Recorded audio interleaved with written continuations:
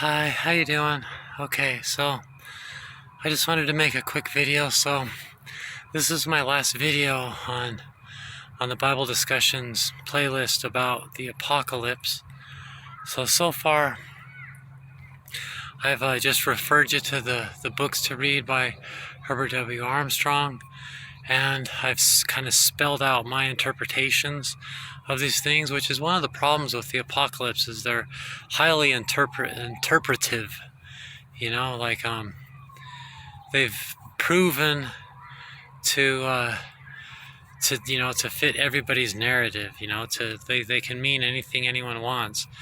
The things I want to point out is that, one, they never talk about who the Lion of Judah is, because it says only the Lion of Judah can open the seals. So they don't talk about the seals, really, a little bit, but nothing, in like a big way, and nothing about the Lion of Judah. The thing that everybody's missing is like something practical. All they ever do is just say it means this, and therefore I'm super special, or I'm right, everybody should be listening to me, it means this, and that proves that I'm the one you should be listening to.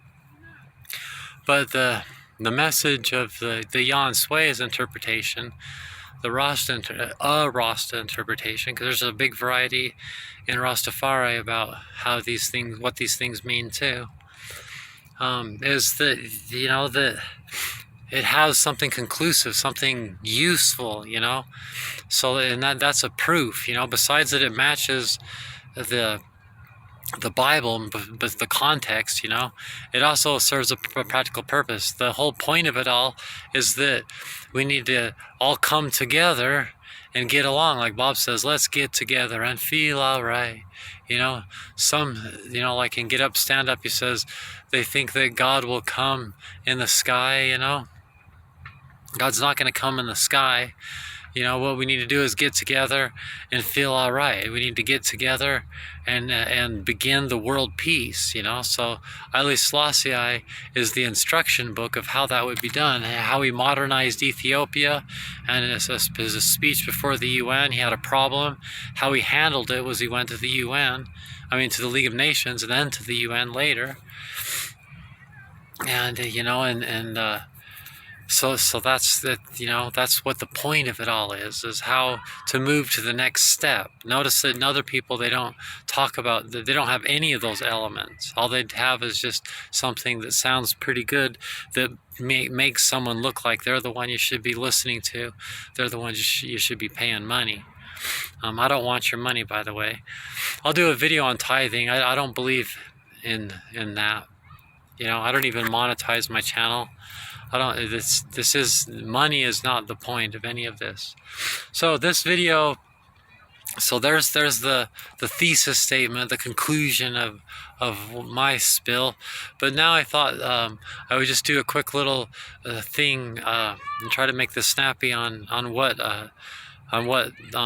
Rasta believes, especially the 12 tribes of Israel founded by the prophet Gad, which again would have been Bob Marley's Rasta. And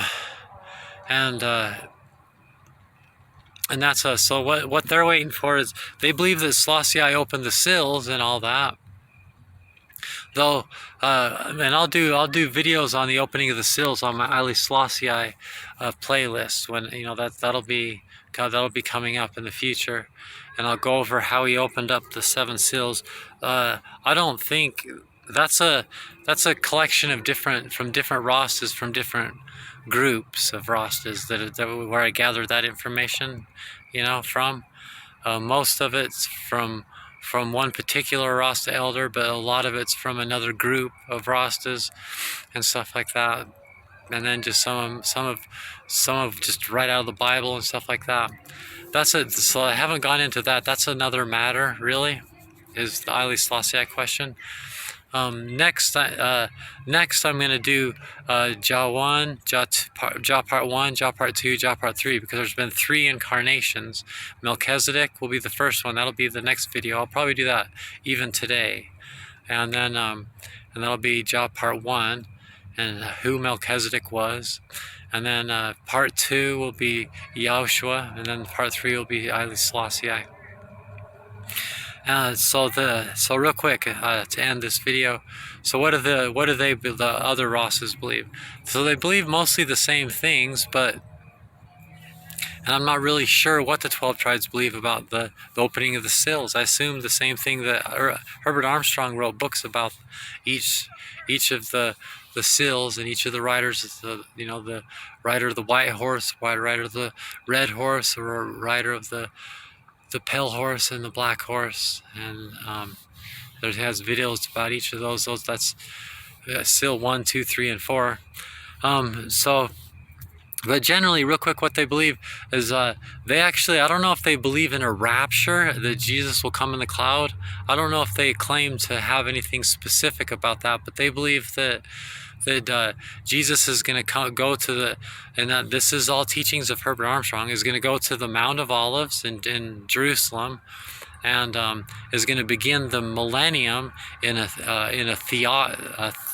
theocratical government, and start the millennium with his government, which will be a theocratic government ruling from Jerusalem on the Mount of Olives. And the Ark of the Covenant will be, because Jah will be in Jerusalem again, right now the Ark of the Covenant's in Ethiopia.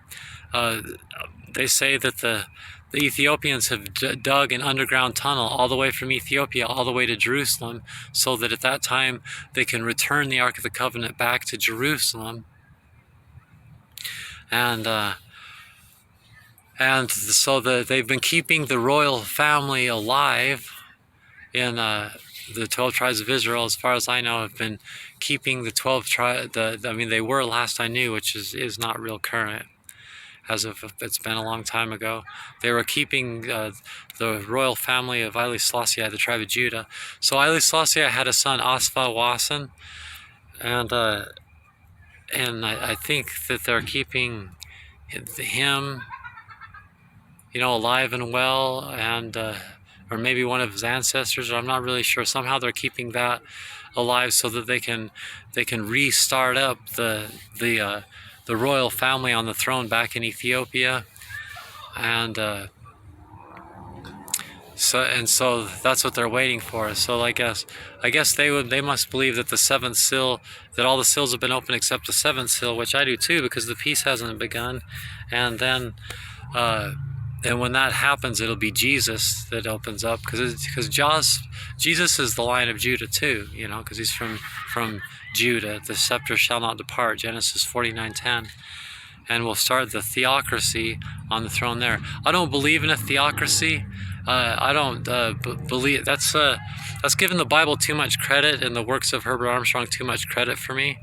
I had one friend that was a Rasta. He called me a Selassian. Once he got an idea of what I believe, he says, "Oh yeah, in Jamaica we call those kind of Rastas Selassians, because they're the ones that put extra emphasis on Haile Selassie. I put all the emphasis. It's just like with Jesus, he had the Elijah, which was John the Baptist, but once Jesus was in the picture, John the Baptist, we don't even, what did John the Baptist even really believe? It's not, his point was to prepare the people that were alive at that time, and has little to do with us today.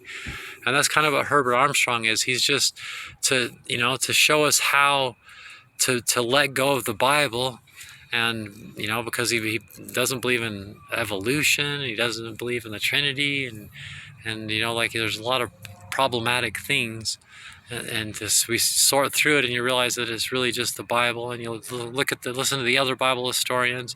It all just starts coming together.